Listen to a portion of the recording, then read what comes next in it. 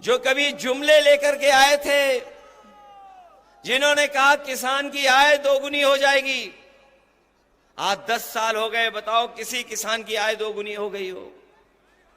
कोई हमारा बुनकर भाई खुशहाल हो गया हो? हमारे नौजवानों को कहा कि नौकरी देंगे हर साल 2 करोड़। बताओ बेरोजगारी इस तरीके से फैली है और सरकार जानबूझ करके बेरोजगार रखना चाहती है। अभी जितनी भी सरकार में परीक्षाएं हुई हैं, सब पेपर लीक हो गए। पहला पेपर लीक हुआ, सरकार सावधान नहीं हुई। उसके बाद जितनी परीक्षाएं हुई, सब में पेपर लीक हो गए। और कई बार मैंने कहा कि 60 लाख बच्चों का, 60 लाख नौजवानों का भविष्य अंधकार में डाल दिया इस सरकार ने।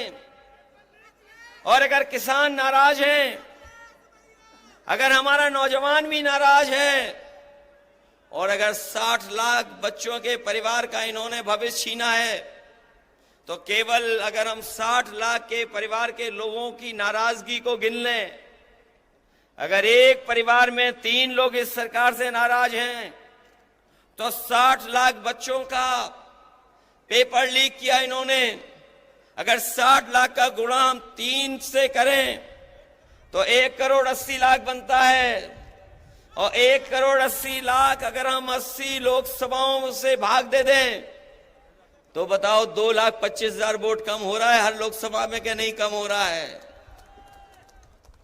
और जिस तरीके से खुल करके बहुत सारे परंपरागत वोट जो बीजेपी को मिला करता था, वो खुल करके विरोध कर रहे हैं। हर लोकसभा में पंचायत हो रही है। ऐसे परंपरागत वोट जो भारतीय जनता पार्टी के खिलाफ खड़े हो गए हैं, मैं उनकी राजनीतिक चेतना को धन्यवाद और बधाई देता हूं कि वो भारतीय जनता पार्टी को हराने के लिए अपना पंचायत कर करके फैसला ले रहे हैं। मैं उनको बधाई देता हूं। ये जो जुमले दिए थे, वो गारंटी दे रहे हैं।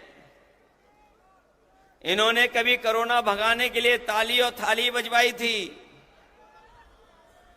ये गारंटी नहीं, ये घंटी है इनकी। हमें इनकी गारंटी नहीं चाहिए। हमें बाबा साहब भीमराव अम्बेडकर जी ने जो संविधान में हमें गारंटी दी है, वो संविधान की गारंटी चाहिए। और वो संविधान की गारंटी ही आपको अधिकार दिलाएगी। संविधान की गारंटी ही हमें आपको सम्मान दिलाएगी। इसलिए 2024 का चुनाव हमारे आपके भविष्य का तो है ही है, लेकिन आने वाली पीढ़ी के भविष्य का भी चुनाव है। इसलिए आने वाली पीढ़ी के भविष्य के लिए और बाबा साहब भीमराव अम्बेडकर जी का संविधान बचाने के लिए और अपने वोट के एक अधिकार को बचाने के लिए आप लोग सब मिलकर के दानिश अली को जिताने का काम करना, इनकी मदद करने का काम करना।